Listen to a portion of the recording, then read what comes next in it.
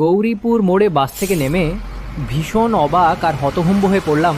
দেখি সকল দোকানপাট বন্ধ হয়ে গেছে, তার উপর কোথাও কোনো জনমানবের চিহ্নমাত্র নেই। হাতের ঘড়ির দিকে তাকাতেই আমি চমকে উঠলাম। রাত প্রায় 11:30 বাজে। ট্রেন মিস, তার উপর ঠেলাঠেলি গুতোগুতি এড়ানোর জন্য দুটো বাস ছেড়ে দিয়েছি ঠিকই, তবে এতটা যে রাত হয়ে যাবে তা ভাবতেই পারিনি। হয়তো অতটা অবাক হতে হতো না যদি দীর্ঘ পথটা বাসের মধ্যে আরামে ঘুমিয়ে ঘুমিয়ে না কাটাতাম। তা যাই হোক, গৌরীপুর মোড় থেকে মিনিট 30 সাইকেল জার্নি করলেই 3-4টে ছোট গ্রাম ও একটা বিরাট নির্জন ফাঁকা মাঠ পেরিয়ে আমার গায়ের দেখা মেলে। গৌরীপুর মোড় থেকে ডানহাতি রাস্তাটায় হনহনিয়ে ঢুকে পড়লাম আমি। ইট বিছানো এই পথটাই সীতাগঞ্জের সামনে দুটি শাখায় ভাগ হয়ে গেছে, আর তারই একটা ছুটে গেছে আমার গায়ের দিকে। ডানহাতি রাস্তাটা ধরে কিছুটা হাঁটার পর বাঁ পাশে এক ছোট বাড়ি দরজার সামনে দাঁড়িয়ে পড়লাম। লোহার টিন বাঁধা সে দরজা। দরজার ওপরের দেওয়ালে বাংলায় মোটা মোটা অরে লেখা সাইকেল জমা রাখা হয়। এটা বুড়ো পরেশ সেনের বাড়ি। যারা কাজকর্ম, লেখাপড়া ইত্যাদির তাগিদে গা ছেড়ে শহরের দিকে যায়, তারা প্রায় সকলেই এখানে তাদের সাইকেল আর মোটর সাইকেল জমা রেখে যায়। ভাড়া খুবই কম, সাইকেল 5 টাকা আর মোটর সাইকেল 10 টাকা। বাড়ির টিনের দরজায় কয়েকবার সদরে আঙুলে টোকা দিলাম, কোনো সাড়া মিলল না। শীতের ঠান্ডা হাওয়া দাঁতে দাঁতে কাঁপুনি ধরাচ্ছিল। মাথার মাফলারটা তাই আরও কায়দা করে বেঁধে নিলাম। হাতের তালু দুটো ঘষতে ঘষতে ডাক দিলাম, কাকু দরজাটা খুলুন, সাইকেলটা নেব। তারপর আরও কয়েকবার আঙুলে টোকা দিলাম, তাও কোনো কাজ হলো না। খুট্টু তো এক দাদাকে ফোন করার জন্য পকেট থেকে মোবাইলটা বের করে দেখি বেচারি খিদে পেটে কেঁদে কেঁদে কখন ঘুমিয়ে পড়েছে। এক বিরক্তিসূচক শব্দ করে দরজার দিকে ফিরে দাঁড়ালাম। দেখলাম ওপারে একটা কুঁজো কালো মূর্তি অন্ধকার ঠেলে দরজার দিকে এগিয়ে আসছে। কিছুটা সামনে আসতেই লোকটার হাতের হ্যারিকেনের মৃদু মৃদু আলোয় তাকে চিনতে পারলাম। হ্যাঁ, দোকানি পরেশ সেন। এতক্ষণে আশ্বস্ত হলাম। মনের অনেক দুশ্চিন্তাও দূর হলো, মাথাটাও খানিক হালকা হলো। বুড়ো পরেশ সেন হ্যারিকেনটা উঁচিয়ে ধরে আমার মুখখানা ভালো করে কয়েকবার দেখে নিয়ে কাঁপা কাঁপা গলায় বলে উঠল, ও তুমি?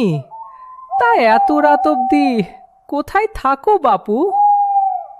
আমি তেমন কিছু না বলে শুধু একটু হ্যাঁ হুঁ দিয়ে তার পিছু পিছু ঘরে এসে ঢুকলাম। বুড়োর সারা শরীর কালো মোটা আরামদায়ক চাদরে ঢাকা, মাথায় মাংকি টুপি, পায়ে একজোড়া ছাল ওঠা কালো বুট, আর চোখে সেই চেনা মোটা ফ্রেমের চশমাটা। কয়েক সেকেন্ড বাদে টর্চ হাতে দরজার বাইরে বেরিয়ে এসে সাইকেলে চড়ে বসলাম। আর তৎক্ষণাৎ বাড়ির মোটা লোহার দরজাটা সশব্দে বন্ধ হয়ে গেল। ঠান্ডায় কাঁপতে কাঁপতে আমি সাইকেল চালাতে থাকলাম। ইতিমধ্যেই হাতে দস্তানা জোড়া গলিয়ে নিয়েছি। হঠাৎই খেয়াল করলাম কাঁপা কাঁপা ঠোঁট দুটো আমার অজান্তেই কখন গুনগুনিয়ে সুর ভাজতে শুরু করে দিয়েছে। সেকালে পড়া সেই লাইনটাও মনে মনে আওড়ে উঠলাম, উহা আহা কেন করো, শীত লাগে তো গানটি ধরো। এভাবেই গান করতে করতে চলল আমার অভিযান। তা প্রায় 15-20 মিনিট সেভাবেই যাওয়ার পর হঠাৎ যেন আবহাওয়ার হালকা পরিবর্তন অনুভব করলাম। ঠান্ডাটা বোধহয় এবার একটু বেশি হুল ফোটাচ্ছে। দেখলাম অন্ধকারে ডুবে থাকা বাড়িঘর আর গাছপালা কেমন যেন রহস্যময় দৃষ্টিতে তাকিয়ে আছে আমার দিয়ে। তারা যেন আমাকে ঘিরে চুপিসারে কি সব ফন্দি এঁটে চলেছে। শির দাঁড়াবে ঠান্ডা কিছু একটা যেন নিচের দিকে অনবরত নেমে যেতে থাকলো। সাইকেলের প্যাডেলে আমি জোরে চাপ দিলাম, কি সাইকেলটা আগের মতো আর টানতে পারলাম না। পা দুটো যেন ঠান্ডায় জমে গেছে। মনে হলো সাইকেলের পেছনে কেউ যেন হিমালয় পর্বতটাকে বেঁধে দিয়ে গেছে, আর আমি কাতরে কাতরে সেটাকে টেনে নিয়ে চলেছি। ভয়ে শরীরের ভারসাম্য হারিয়ে ফেললাম। আরও একবার সাইকেলের গতি বাড়ানোর ব্যর্থ চেষ্টা করলাম, আর ঠিক তখনই আমার ঠান্ডা দেহের বাম কাঁধে এক হিমশীতল হাতের থাবা এঁটে বসল। সাথে সাথে আমি বীভৎস এক চিৎকার করে সাইকেল থেকে গড়িয়ে পড়লাম। কাঁধের সেই জায়গাটা এখনও ঠান্ডা হয়ে রয়েছে, তবে থাবাটা যেন সরে গেছে মনে হলো। কয়েক সেকেন্ড বাদে আমি আস্তে আস্তে উঠে দাঁড়ালাম। ঘোর মাতালের মতো পা দুটো কেঁপে চলেছে, আর গলাটা যেন শুকিয়ে কাঠ হয়ে গেল। 2-3 বার ঢোক গিলে টিমটিমের টর্চের আলোয় চারপাশটাকে দেখলাম। তারপর ভয়ার্ত কাঁদো কাঁদো গলায় চেঁচিয়ে উঠলাম, কে তুমি? কি চাও? গলার আওয়াজ তো দূরের কথা, ছোটোখাটো কোনো শব্দ কানে এসে পৌঁছালো না। আমি সাইকেলটা 2 হাতে চেপে ধরে আবারও একবার চিৎকার করলাম, কে তুই? কি চাও আমার কাছে?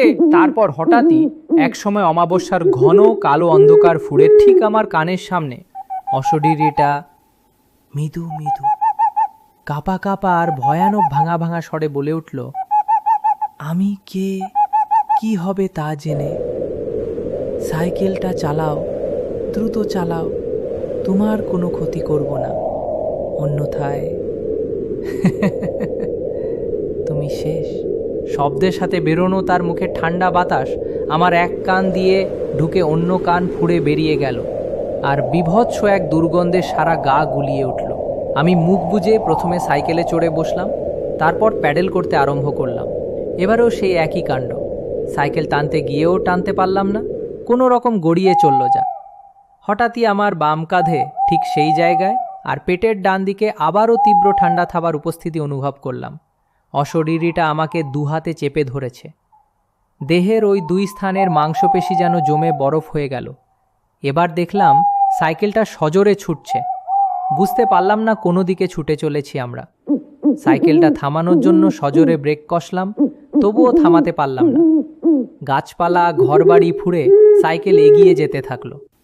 এক সময় সাইকেলটা 3 মাথা রাস্তার মোড়ে এসে পড়ল।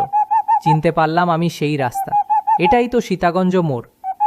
মোড়ের বামহাতি রাস্তাটায় নামলেই আর 10-15 মিনিটের পথ প্রথমে পড়বে সেই ফাঁকা মাঠ, তারপরই আমার গ্রাম। মনে পড়ল মাঠের মাঝখানের ভৌতিক শ্মশানটার কথা। কত না আজব, কত না ভয়ের সব কাহিনী ছোটবেলা থেকে শুনে এসেছি তাকে ঘিরে। গায়ের লোকেদের বলতে শুনেছি ওই শ্মশানে গভীর অমাবস্যার রাতে নাকি সারা রাত জুড়ে চলে ভূতেদের তাণ্ডব। তারা পথিককে ভুলপথে চালিত করে মজা দেখে আর তাদের থলির ভেতর থাকা খাবার দাবার ফলমূল সবই আত্মসাৎ করে ফেলে। ঘণ্টাখানেক আগে অবধি আমি এ সকল রটনালোকে এতটুকুও পাত্তা দিইনি। কি আজ এই গভীর অমাবস্যার রাতে দাঁড়িয়ে দাঁড়িয়ে এক বিভৎস নতুন অভিজ্ঞতার শিকার হলাম। ঘটনা রটনা আর বিশ্বাস অবিশ্বাসের মাঝের সুদৃঢ় প্রাচীরটা যেন নিমেষেই এক সাগরের ঢেউয়ে বরফের মতো গলে গেল। অবশেষে এসে পৌঁছালাম গ্রামের রাস্তাটায়। বহুদিনের চেনা পথটা আজ যেন অচেনা ঠেকছে। কিছুক্ষণ আগে অবধি চারিদিকটা ছিল ঘন অকারে ঢাকা। কি এ পথে পৌঁছে দেখি কোথা থেকে মৃদু মৃদু সব আলো পড়েছে বড় বড় বট ও শ্যাওড়া গাছের চূড়াগুলোতে। কি বিভৎস গা ছমছম এসে আবহাওয়া। কোনো একদল অশরীরী অতিথির অপেক্ষায় শ্মশানটা যেন সেজে বসে রয়েছে। সাইকেলের কেরিয়ার জুড়ে বিরাজমান অশরীরীটা তখন আর অতটা ভীতির সঞ্চার করছিল না। তার ঠান্ডা হাতের থাবাটাকেও আমার দেহ মানিয়ে উঠেছিল। মনে মনে ভাবলাম, একবার এই মাঠ পেরোতে পারলে বাঁচি। পেছনের অশরীরীটা কোথায় চলেছে? আমার সাথে সাথেই বাড়ি অবধি যাবে নাকি কে জানে।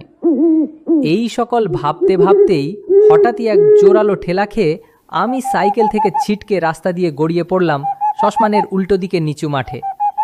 মাঠের মাঝে চিত হয়ে পড়েই দেখলাম রাস্তার পাশে ঝুলে থাকা বটের ডালটা ধরে কেউ যেন হুড়মুড় করে গাছে চড়ে বসল। এতক্ষণ সঙ্গে সঙ্গে আসা অশরীরীটাই হবে বোধহয়। তারপরেই হঠাৎ শ্মশানের সব গাছপালা জুড়ে এক জোর আলোড়ন হলো, সাথে বিকট সব চিৎকার। সব অশরীরীর দাপাদাপিতেই বোধহয় গাছের ডালগুলো হুড়মুড় করে একসাথে ভেঙে পড়ল। মাঠ ঘাট সব কাঁপতে শুরু করলো, আর ঘাস বিছানো সমতল মাঠটা অজস্র ফাটলে ভরে গেল।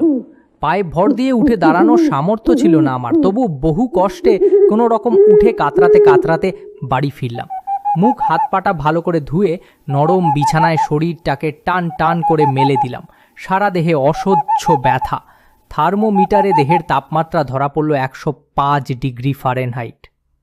পরদিন সকালে ঘুম থেকে উঠে দেখলাম গায়ে ব্যথার বিন্দু মাত্র নেই, শরীরের তাপমাত্রাও পুরোপুরি স্বাভাবিক। কালকের ঘটনাটাও আর অতটা দগদগে ঠেকছে না। দেখলাম আমার সাইকেলের কিছু কিছু অংশ বেঁকে গেছে। ইতিমধ্যে মা হাতে ব্যাগটা দিয়ে গেল বাজারে যাওয়ার জন্য। আমিও তৎক্ষণাৎ ব্রাশটা সেরে নিয়ে বাজারে বেরিয়ে পড়লাম। হাট্টা বসে সীতাগঞ্জ মোড়ে সেখানেই চলেছি। সেই একই পথ কয়েক মিনিট পর শ্মশানের রাস্তাটায় এসে পৌঁছালাম। সাইকেল থামিয়ে শ্মশানটাকে ভালো করে দেখতে লাগলাম, কিন্তু সেখানে অস্বাভাবিক কিছুই খুঁজে পেলাম না। গাছগুলো আগের মতোই ডালপালা ছড়িয়ে দাঁড়িয়ে আছে, আর ঘাস বিছানো মাঠটাও রয়েছে আগেরই মতো সমতল। আমি আর কিছুই ভাবতে পারলাম না, মাথাটা আবার ভার হয়ে আসতে থাকলো। শ্মশানটা ছেড়ে আসার সময় দেখি মাঠের গাছপালা বেটে বেটে ঘাস আর লোহার চুল্লিটা আমার দিকে ঘাড় ফিরে সমানে হেসে চলেছে।